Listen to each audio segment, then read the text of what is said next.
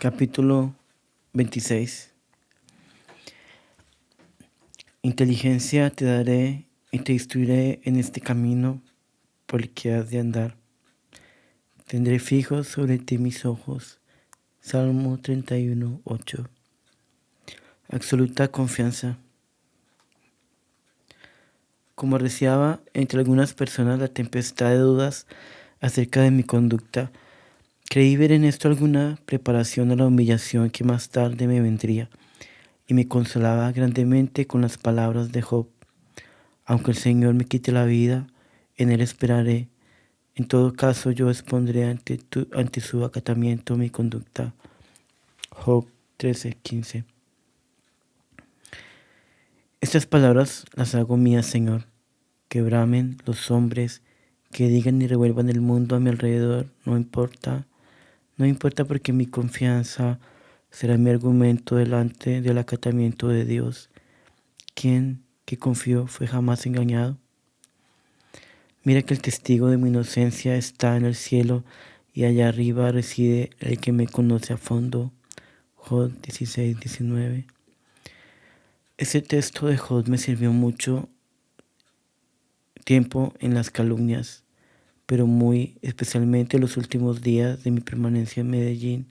Con motivo de él, escribí entonces: si delante de vos, Señor, no soy inocente, porque ¿quién estará limpio ante tus ojos? Conoce, sin embargo, en el fondo de mi alma que el cieno que está llena es objeto de constante humillación para mí, y que los delitos de que me hacen cargo los hombres no los he cometido, y que vuestro mismo brazo me ha librado de tales iniquidades. Seréis pues mi defensa, y como a tu siervo Job me libraréis de la ignominia en el último día, cuando vengáis a cumplir vuestras justicias. Tengo plena confianza de que un día tornaréis en luz mis tinieblas. Envuélvanme en ellas en hora buena, mientras dure esta vida que se mide por el miserable tiempo, porque la luz será mía durante la eternidad. Ay, en aquel día que yo me sé, te coronaré con almas de infieles. Mi ideal de olvido, desprecio y humillación. Todavía en esos días a que me refiero, sentía algo como penumbra de las luces que en un tiempo me daba el ardiente deseo de humillaciones, y cuando me veía tan calumniada en las vísperas mismas de abandonar el mundo, cambiándolo por las selvas, me ilusionaba de que quizás esas humillaciones eran preludios de esa ignominia absoluta de que me hacía sentir el Señor tanta sed desde mis primeros pasos en la vida cristiana o piadosa, y gozaba pensando que me iría a la selva seguida de violentas calumnias, y que allí continuaría en odio profundo de todos, trabajando sin que jamás se supiera en favor de los amados indígenas. Pasaba horas enteras saboreando estas cosas y sintiéndome ya envuelta en el velo querido de la ignominia completa, en unión inquebrantable con Jesús en su pasión. Esas horas me hacían feliz, Padre de mi alma. Dios permitió verdaderamente que se me ocultaran cosas que cualquiera adivinaría. Por ejemplo, me sentía convencida de que una vez en las selvas nadie volvería a acordarse de mí, ni yo tendría que volverme a acordar del mundo para nada. Como muestra de esa convicción, puedo referir una cosa curiosa que después me ha hecho reír no poco.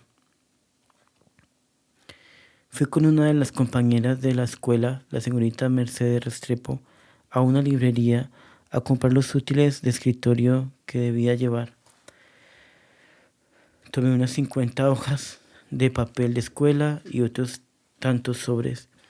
Me dijo la compañera que era demasiado poco, que ella estaba convencida de que iría a llevar varias resmas de papel. Con la mayor certeza le contesté: no creas, yo no volvería a escribir sino a lo más una carta o dos por año para mis 2 hermanos, y con este papel me sobra para varios años. Pobre de mí, cuánto me ensegueció Dios para que no echara pie atrás. La compañera me replicó: verá que de allá, del pleno monte, va a empezar su vida pública, y que no va a ser como la de nuestro Señor de 3 años, sino más larguita. Me reí de ella y me pareció la mujer más boba del mundo. Por mal, casi me hizo comprar un poco más de papel, pero solo por complacerla lo hice, porque no se me ocurría que ella tuviera razón. Dios mío, y sin embargo hablaba como un evangelio. Es otra de las misericordias de Dios conmigo, reverendo Padre, el haberme ocultado esto y que la obra iba a resultar en una fundación religiosa, porque sí lo sé, quizás no hubiera tenido fuerza para emprenderla. Bendito sea Él para siempre.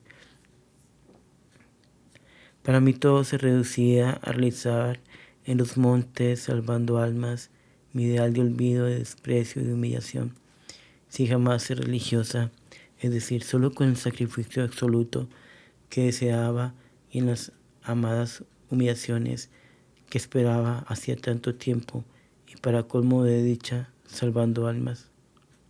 Ay, Padre de mi alma, esperaba con ansia sobre todo el olvido que jamás había probado y que estimo quizás más que la humillación y el desprecio, porque esto último tiene algo como de excelso, mientras que el olvido no.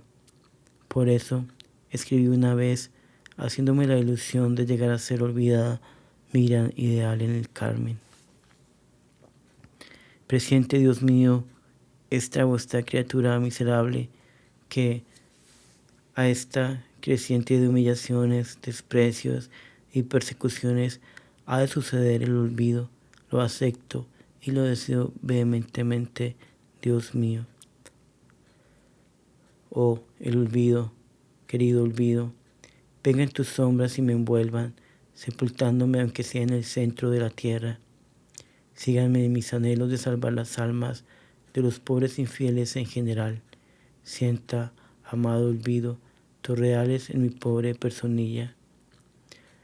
Sepan entonces los ángeles que olvidaron los hombres lo que antes pisotearon y que lo olvidaron en la misericordia infinita. Ser el concepto de cosa despreciable para no ser ni aún despreciable. El hombre jamás me recuerde, siempre me olvide.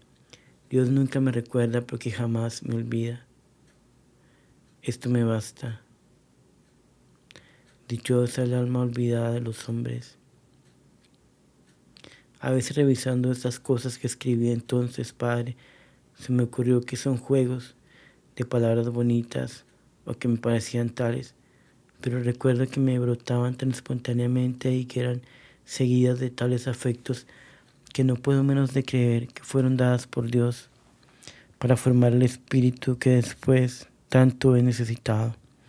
Además, hoy me parecen exageradas algunas, sobre todo las que se refieren a las humillaciones, porque hace mucho tiempo que lo que entonces llamaba así dejó de parecerme tal.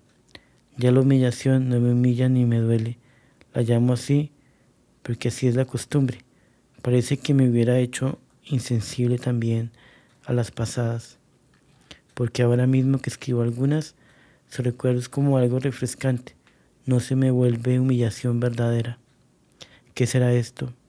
No pasa por mi alma nada desagradable al recordarlas, y sí algo como un aliento de verdad y de Dios.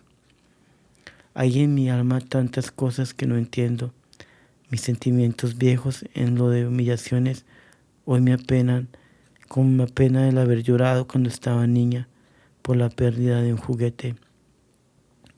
Pero como he de obedecer a referir las cosas como pasaron y darles el nombre que les daba, ahí están tales como las veo en la memoria.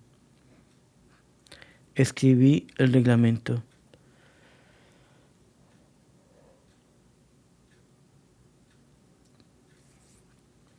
En estos o parecidos sentimientos me ejercitaba para preparar mi interior a la gran gracia, pero creo que la mejor y casi única buena preparación la hacía Dios prolongando mi dolorosa espera y aumentando cada día la amargura y el sentir caer las almas de los infieles durante las noches.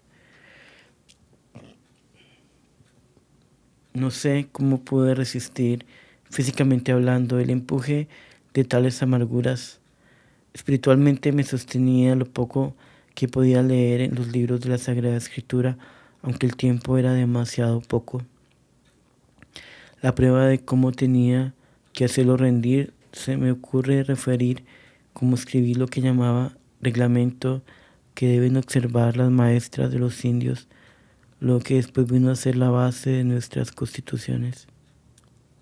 No recuerdo si dije antes que desde 1 o 2 años antes del viaje, un padre confesor me indicó que debíamos llevar un reglamento de vida y que debía hacerse antes. Puse manos a la obra en aquel reglamento que debía obedecer a las reglas de la mayor perfección cristiana, pero no podía disponer para ello de más tiempo que el que gastaban mis discípulas en resolver algún problemita en clase de aritmética. Se los escribía en el tablero, luego ellas en voz baja lo resolvían cada una, lo cual me dejaba momentos para la empresa del reglamento. De modo que mantenía a la mano el cuaderno y en cualquier momento, aunque fuera con todas las alumnas encima, hacía una reglita. Dios permitió que sirvieran de algo, pero yo, si he de hablar con franqueza, esperaba que no sirvieran para nada. Sin embargo, las hacía llena de fe en que Dios más tarde daría que hiciera las que verdaderamente habrían de servirle e informar al espíritu que se requería para obra tan nueva y difícil. Siempre pensaba, haré lo que pueda y Dios no me pide más, ni me ahogará en la necesidad de quien desempeñe o llene esta necesidad. Eso me dejaba tranquila sin que me moviera siquiera a consultar ni a pensar mucho las cosas, sino que las iba escribiendo a medida que me venían a la cabeza y como se venían. Solamente cuando escribí el capítulo del celo, creo que Dios me asistió con aquella labor, porque escribí sin pensarlo lo que jamás se me había ocurrido y con una facilidad que me parecía que la mano se me iba sola. Cuando escribí el lema del monograma de María y lo del sitio mismo, es decir, su elección, fue cosa que me asustó, pues jamás lo había pensado ni se me había impresionado con él de un modo especial. No pude menos de escribir eso sin pensarlo antes y cuando lo terminé me conmovió e hizo derramar lágrimas en abundancia sin que yo me diera cuenta del motivo de tanta conmoción. Sabía sí que Dios estaba cerca y sentía extraordinario respeto. Casi digo como Jacob, Dios está aquí y yo no lo sabía.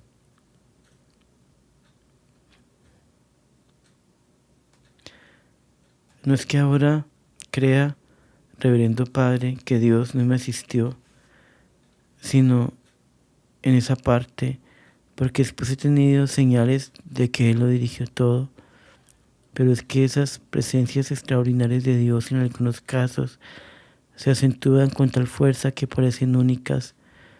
Una de ellas es a la que me refiero al escribir nuestro amado capítulo del celo, que se conserva sin alteración ni añadidura hasta el presente en las constituciones. Fracaso del reglamento hecho con una amiga.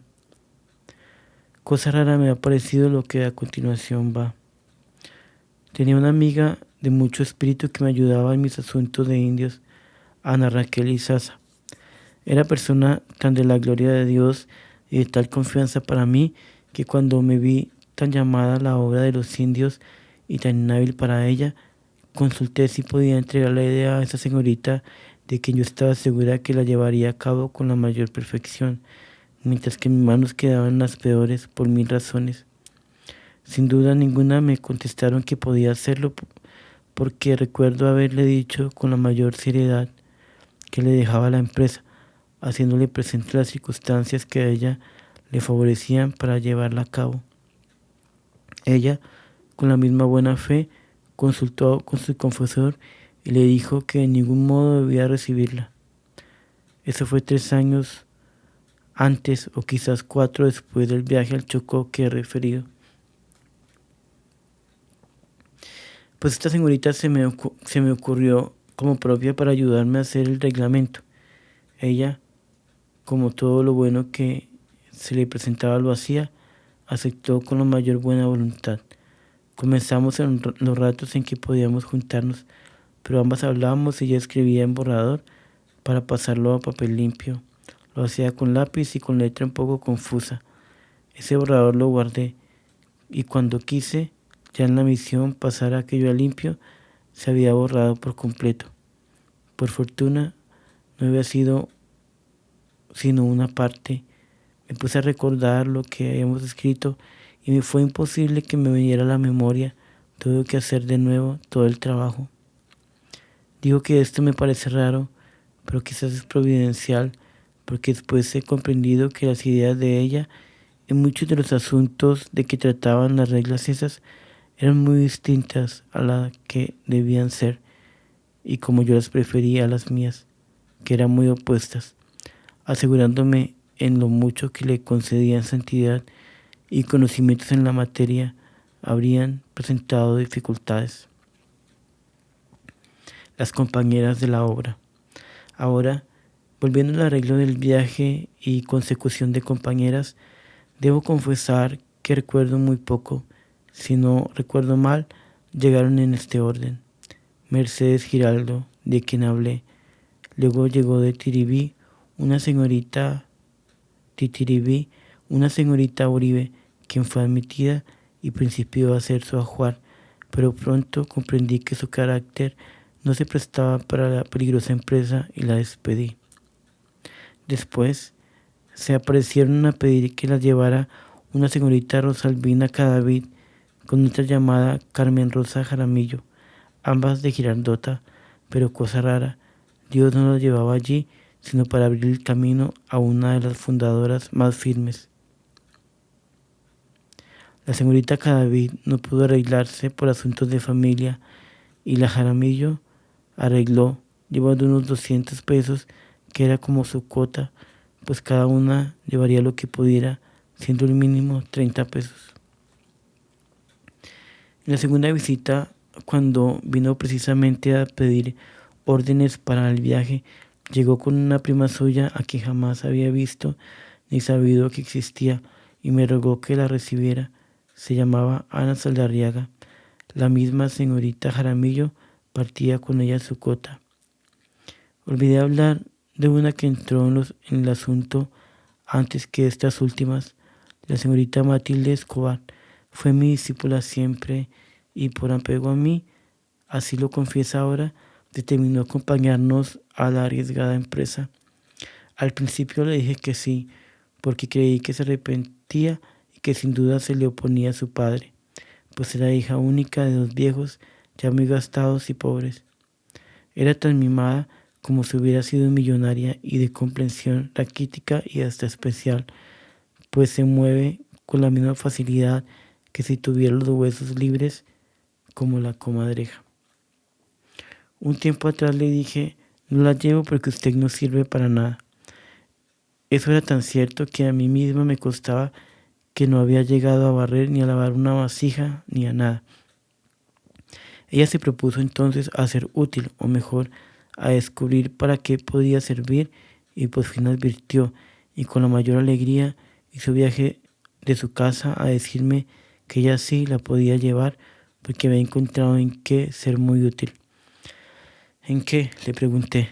Pues mire, me replicó, ustedes se van a enseñar a los indios al monte y yo me quedo con la cocinera del ranchito para cuando esté el almuerzo ir a llevárselo. Para eso sirvo mucho. Bueno, le dije, pero necesitamos una mochila de cabuya para llevar los trastes, le dije, recordando las costumbres campesinas para este trabajo. Con eso se fue a la casa y buscó una campesinita para que le enseñara a tejer la mochila. aprendió la industria de las mochilas completa. Ella se creyó con derecho a que la llevara. Verdaderamente estaba muy joven y veía que era precisa para sus padres, a quienes ya comenzaba a ayudar con lo que ganaba en una enseñanza particular que tenía en su misma casa.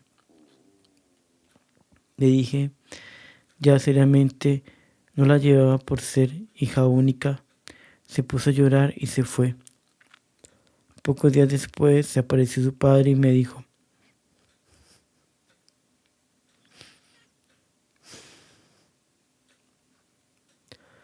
mire, señorita, vengo a decirle en mi propio nombre y el de mi esposa que no tenga reparo en llevarse la muchachita, porque nosotros quedamos solos, porque nosotros no nacimos con ella y siempre vivíamos y lo que queremos es la felicidad.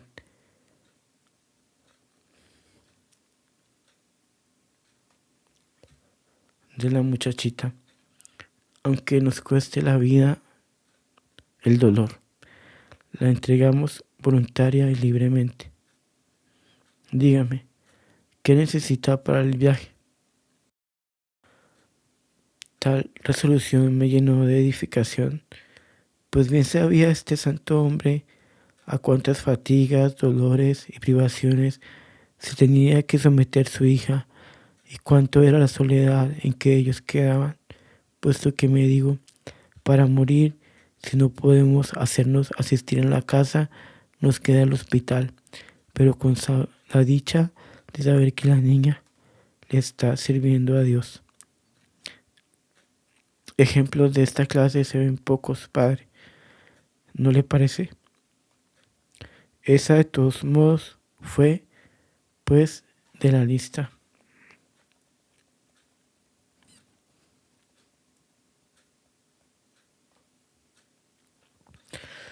Además, hacía muchos días que me suplicaba que la llevara una señorita a quien conocía hacía muchos años, pero era de esas piadosas que saben de más en asuntos de piedad y de esas devotas trabajosas en el seno de la familia.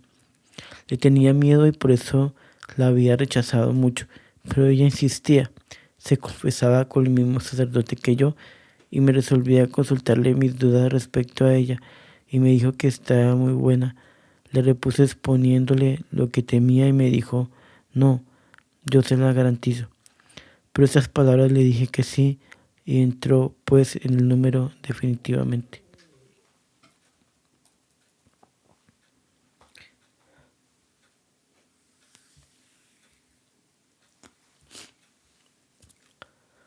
Preparativos de viaje.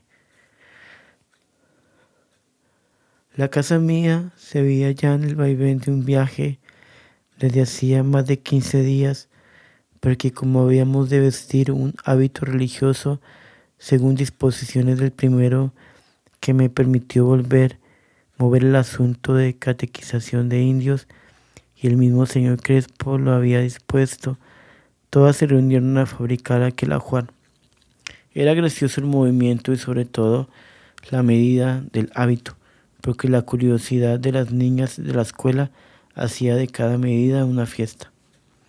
El hábito consistía en una túnica blanca ceñida a la cintura con una faja azul, una esclavina azul, un gorro blanco con botones azules. La túnica llevaba un zócalo también azul. El afán de llevar los colores de la Virgen y de poner un vestido atrayente para los indios y no estorboso para los montes nos hizo ponerlo así, pero ya se sabe a cuántos cambios ha habido que recurrir.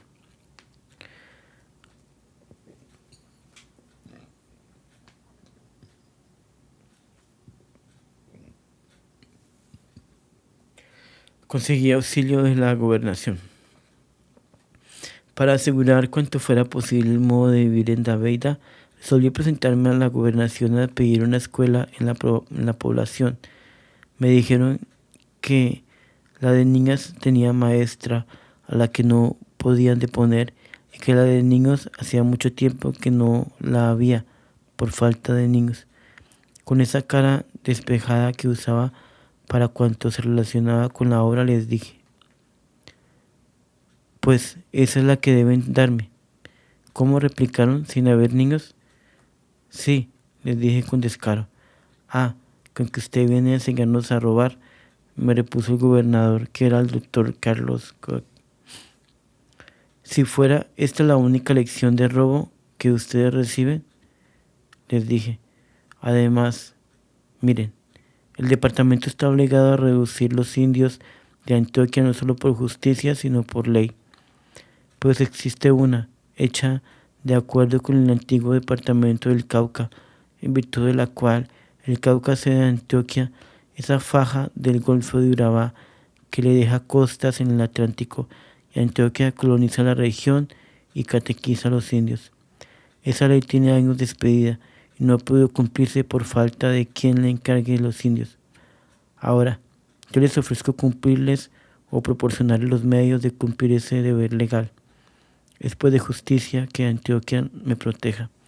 Mas, como no pueden exponerse sumas considerables, puesto que se trata de un ensayo de mujer que tiene naturalmente menos probabilidades de éxito, no les exijo lo que pueden y deben gastar, pero sí un mediecito para sostenernos allá, mientras que encontramos los indios y nos pueden dar sueldos como maestras de indígenas. Y para cumplir un deber de esa clase, o por lo menos para ensayar a ver si sale, porque no han de poder hacer una trampita. ¿Acaso la ley se ha hecho para perjudicar el bien, sino para favorecerlo? La ley que dice que para crear una escuela se necesitan 30 muchachos asistentes no es mucho menor que la de justicia y de honor que pesa sobre Antioquia. ¿No podría lícitamente sacrificarse por lo menos por conseguirlo más? Y eso tratándose de poco tiempo. ¿Y cómo legalizamos el gasto? Me dijeron riéndose, pero noté que mi argumento les había entrado. De modo facilísimo, les dije. Ustedes saben que en Daveida no hay muchachos para la escuela, y yo también lo sabré, pero de acuerdo con ustedes, para que no sea mentira, puesto que no los engaño, le pongo a la nómina 30 o 40 muchachos y ya está. Yo por otra parte no les pido muchachos ni los necesito, sino sueldos, y ustedes necesitan ayudar a ver de qué modo pueden atender el cumplimiento de una ley. Sin dejar de reírse y hacerse cargos porque les enseñaba a robar, me hicieron el nombramiento. Pero el director general de Instrucción Pública, con mayor generosidad, me dijo: no solo eso, sino que también le voy a dar otra escuela con el título de maestra de indígenas, y ambas las elevo de categoría para que el sueldo sea mejor. Y esto para que el señor arzobispo vea que usted y yo, que somos los masones, somos los que fundamos misiones. Eso me picó un poco y le dije: pero haga alguna diferencia porque el señor arzobispo opina que usted es masón o modernista. Con razón, puesto que a usted le parece lo mismo nombrar una maestra católica que una espiritista, como acaba de afirmarlo. Acabamos de pelear por eso. Respecto de mí, el señor arzobispo tendrá alguna mala y errónea información y nada más. Entonces se rió y solo me dijo: aquí quedo a las órdenes para cuando se le ocurra. Todavía pensé que podía sacar más en la gobernación, así medio disimulado, porque legalmente no era posible hasta después de entrar en vigencia la ordenanza que hacía poco había salido a favor de la obra. Entré de nuevo al gobernador y le dije: mire, necesito llevar algunos utensilios de casa para servirnos en el ranchito que allá en Daveida consigamos o hagamos. No tengo con qué comprar ni una olla y pienso que aquí en la gobernación pueden darme algo para eso. Riéndose mucho el señor gobernador. El señor gobernador me dijo: otra lección vendrá a darnos. Sí, le dije. Es que como tengo tan buenos discípulos, no quiero perder tiempo. Llamó entonces a sus secretarios y les dijo: vean de dónde pueden darle a esta señorita algo, es que para comprar ollas para la misión. Se rieron, protestando que en el presupuesto no había partida para eso. Entonces les dije, ¿partidas para útiles de escuela no hay? Sí, me contestaron. Aún queda una pequeñísima parte que de lo indicado en el presupuesto para esto, pero es para útiles. ¿Quién les ha dicho que ollas, platos, tazas, etcétera, no son útiles para una escuela en donde hay que hacerles de comer a los alumnos? Verdaderamente, dijeron, se podría justificar esa partida diciéndolos útiles para una escuela de indios. Perfectamente, dije, pero quiero llevarlas ya, no sea que ustedes se arrepientan. Efectivamente llamaron a un empleado que me entregó 120 pesos, que es que era lo único que estaba ya del presupuesto de útiles escolares. Yo sabía que era cierto esto, porque ya la vigencia anterior finalizaba. Salí contentísima y sintiéndome rica, con la intención que he cumplido de tener en cuenta a estos señores delante de Dios para pedir por ellos.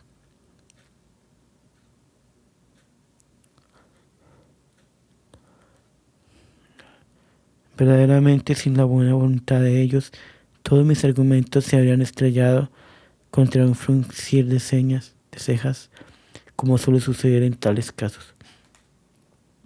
Toneladas de confianza en la providencia. También algunas señoras amigas me daban limosnitas, de modo que no salimos tan desprovistos como parecía, si bien es cierto que, atendiendo a los grandes gastos de aquella empresa, era nada lo que llevábamos. Es, Padre mío, que para las empresas humanas y con fines humanos es necesario tener el dinero en la mano para emprenderlas y ponerle mano a la ciencia del cálculo, poniendo a funcionar la contabilidad. Pero las empresas de la gloria de Dios, el caudal debe ir en el corazón, en toneladas de confianza. Por lo demás, es verdad que las obras de Dios no se hacen sin dinero, pero ese dinero está en lugares que Dios, se sabe muy bien, los va sacando poco a poco según se van necesitando, y qué afán haya de verlos ni de saber en dónde están si se sabe que se vendrá a tiempo.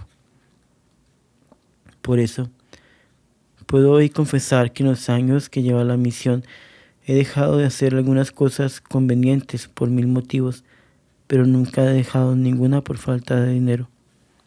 Eso lo afirman también mis hijas a una voz. Es que la asistencia de Dios a los asuntos de salvar las almas es mayor que lo que nuestra mezquina razón nos dice. El Evangelio y su verdad se palpan en las obras de Dios.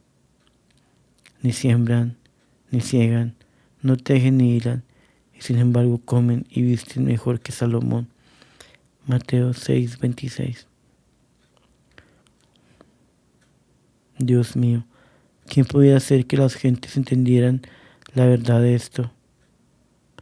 No se lamentarían tanto ni buscarían el dinero por medios poco honestos.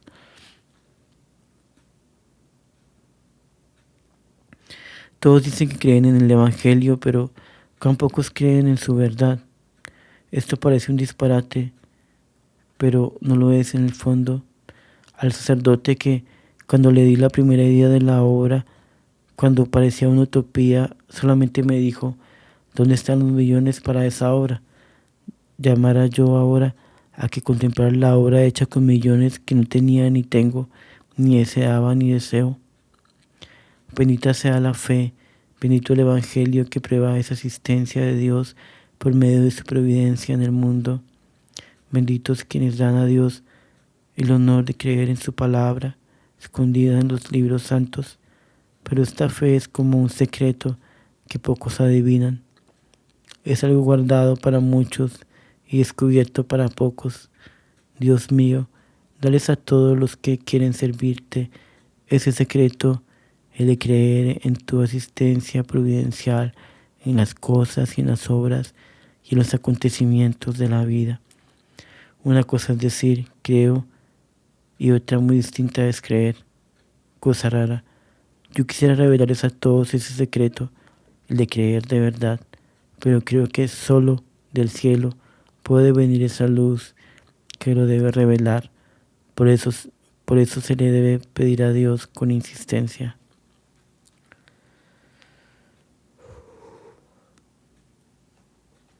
se fija la fecha del viaje.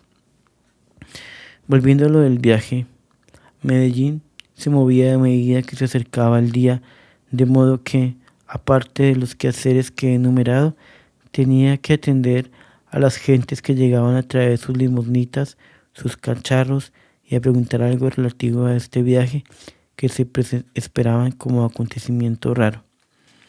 Por fin pudo fijarse la fecha para él. Se convino en que saldría el 5 de mayo. Unas hacían ajuares, otras ropas para los indios, otros disponían, compraban o arreglaban las avíos para montar, otras empacaban, etc. Yo enseñaba porque aún no ha habido hecho la renuncia de la escuela por el deseo de no dejar de ganar unos cuartos más, ya que con ellos podía atender el embelezo de mi vida, la salvación de esos pobres que en las selvas de Dabeira estaban tan tranquilos, como si por ellos no se estuvieran agitando tantas personas y revolviendo tantas cosas. Todo momento que no estaba enseñando a la calle a mil cosas, mis noches continuaban siendo las de la más espantosa agonía, pero el solo ver el movimiento de cosas misioneras me daba bríos cada día. Ay, Padre de mi alma, lo que es ese empuje de Dios. Hasta parece que uno se volviera de palo y loco por demás.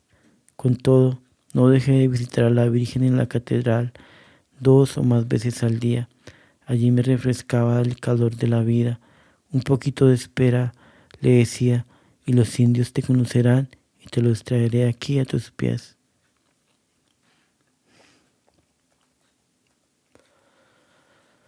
Dios me pide lo heroico.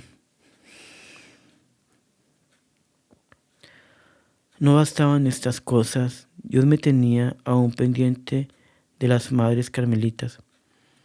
Ya les había presentado los certificados de médicos, la fe de bautismo, la de matrimonio de mis padres, y a estas horas me llamaron para tomarme medidas del hábito y decirme que la entrada al convento era a los 15 días, pero me dijeron que ya debía darles una resolución fija, puesto que la tela para el hábito era costosa y si lo cortaban después no podía utilizarse porque de mi estatura no tenían otra aspirante. Les contesté que hablaría con el confesor para que me decida. Me fui sin demora a hablar con el padre Dueñas. Les puse la cosa tal como estaba pasando y como las carmelitas me dijeron. Callé un rato y luego me dijo, la llama a Dios a lo perfecto en el Carmen y al heroico entre los infieles. Está obligada a lo heroico. Puede decir las madres carmelitas que dispongan de la celda. Estas fueron las palabras de este santo confesor.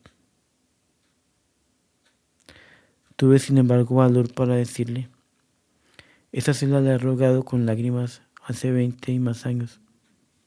No importa, me dijo, nada tiene que ver eso, Dios le pide lo heroico.